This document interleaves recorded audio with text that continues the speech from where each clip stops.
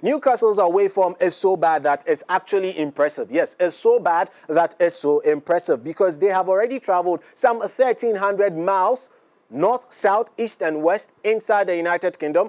They are yet to win a game on the road. They've been able to get 3 draws and have gone on to lose a couple of games away. How did it get so bad? And when was the last time they actually won a game away from home? The last time they won a game away from home was in April. And that was even against an already relegated team. What is happening to Newcastle? All that is taken to beat this Newcastle team is just one thing. Yes, one pass. And I'll break it down to you. But listen, they have a midfield trio that cost them in excesses of £100 million sterling. And yet still, just one single pass is able to go past all these gentlemen in midfield and is able to set the opposing team into what seems to be a fantastic time anytime they get in front of Nick Pope or whoever is in goal post for them. Brighton have done it, Aston Villa have done it, and West Ham United have also done it. Listen, the coach himself is saying that this was the baddest run they've had on the road. The last time they had such a bad run was the time he was coming into the team. Yes, that was before they let go of Bruce to bring in the man Eddie Howe. Now, let's now break it down and understand exactly what has been happening. This gentleman, Eddie Howe, has been in charge of Newcastle for some time as they sought to rebuild after getting new ownership in. It was very fantastic. He's a very, very immaculate coach. At home, they play with all the panache you would see. They play with all the grit. They make you feel the sensation when you get into their home turf. Oh yeah, St. James's Park is a very terrible place to travel to as a football team. But when they travel away, that is when it gets bad. Picture this. This has been their away result so far this season, +1. Which was that 3-1 loss away at the Olympic Stadium to West Ham United. So, on the 16th of August, they played against Aston Villa. It ended 0-0. Leeds United, yes, a newly promoted side, away from home at the Elan Road, it ended 0-0. And also against Bournemouth, it ended 0-0. For a lot of people watching this, they'll say this was a good result for Newcastle. But Newcastle are a team playing in the Champions League and playing up against these kind of teams. Obviously, you'd expect much more from them. And they lost away to Brighton and Hove Albion and have gone on to subsequently lose to West Ham United. Let's break it down and try to understand exactly why this is happening. One of the major things that is causing all this is this particular line that they keep having. This 5-man midfield. Oh yes, so they normally defend in a very interesting way. Instead of defending in a 4-4-2, they constantly sit in a 4-5-1 situation. So this is their striker, Nick Fotemade. They've got 5 midfielders. You've got Anthony Gordon over here, and you've got a 3-man midfield, Tonali, Guimaraes, and then Joe Linton in that midfield. Now, all it takes here is, because of how compact they are, you just need one precise pass to break all this particular shenanigan going down here. Now, look at where Diouf is. So Diouf is a left wing back, in my opinion, for West Ham United. Now, their defender has gotten the ball in this situation. All he needs is one precise pass to him, and then he has bypassed the entirety of the midfield. And there are already 3 men. In fact, add the man Wan-Bissaka, and you can make that 4 men lurking beautifully behind the 5-man block here. Now, let's break it down and see more examples of this. Now, again against West Ham, they kept repeating the same mistake.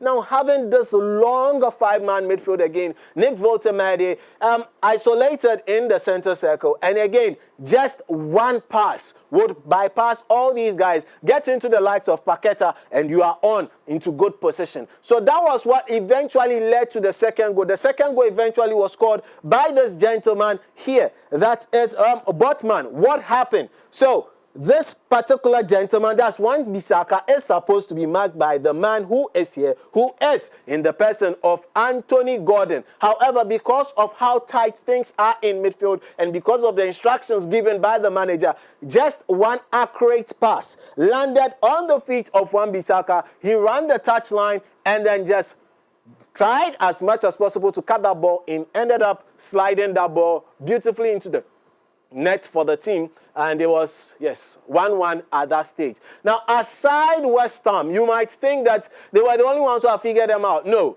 Check this out. when they went to Brighton and Hove Albion at the Amex Stadium, just one pass from the man Van Hecker was able to penetrate and beat this 5-man wall again. 5-man. This time they had Anthony Elanga starting the game, so he replaced Murphy in this particular 5-man midfield. Again, you've got Joe Linton. Again, you've got Tonali. You've got Guimaraes, who are all in the center of the park. So just one pass from the center back. That's how bad it is. From the center back of Brighton and Hove Albion, Van Hecker through the middle gets into Jorginho Rota in the number 10 position, and definitely what does he do? He turns and then lays that ball onto the on-Russian Welbeck, who then goes on to do what? Definitely to score. Look at the sequence again. He gets the ball. Once he gets the ball, these guys are automatically out of the game.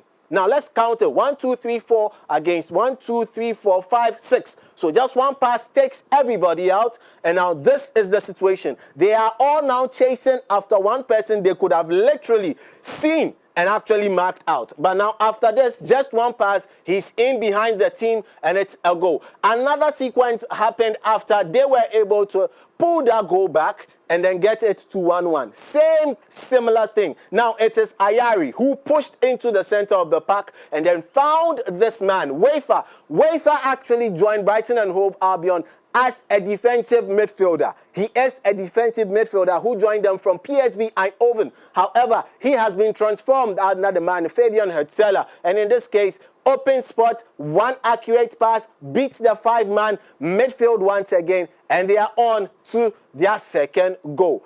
This leads to him having two options. You could either go for the middle or go alone. He opted to go alone, and that's what happened. Now let's check out precedents of how high they have been defending. Look at 2022-2023. The average, line in terms of meters was 29 meters away from their goalpost. Now you check out this year, it's just 20 meters. What happened to those 9 meters? Well, those 9 meters have been chopped off year after year after year, and we've gotten here.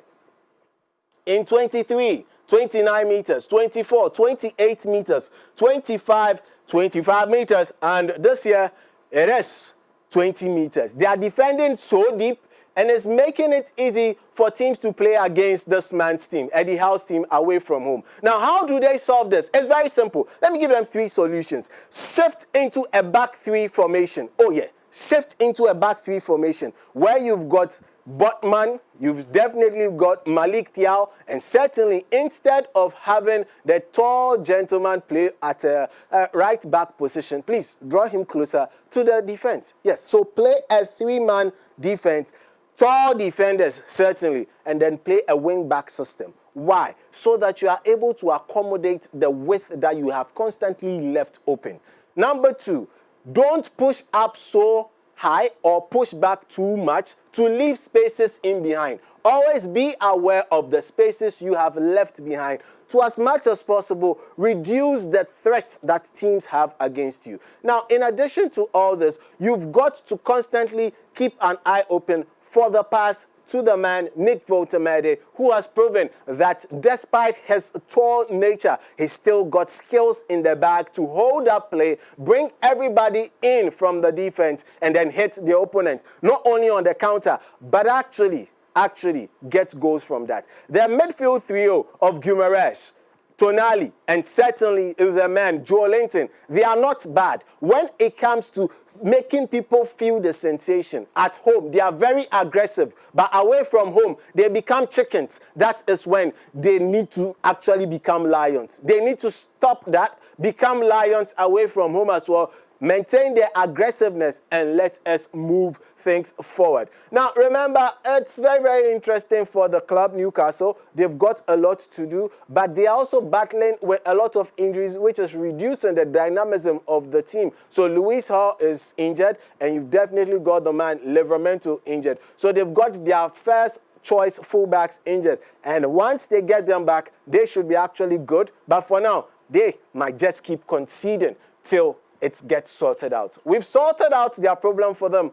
But will the man, Eddie Howe, listen, anyhow, this is where we've stopped Tactical today.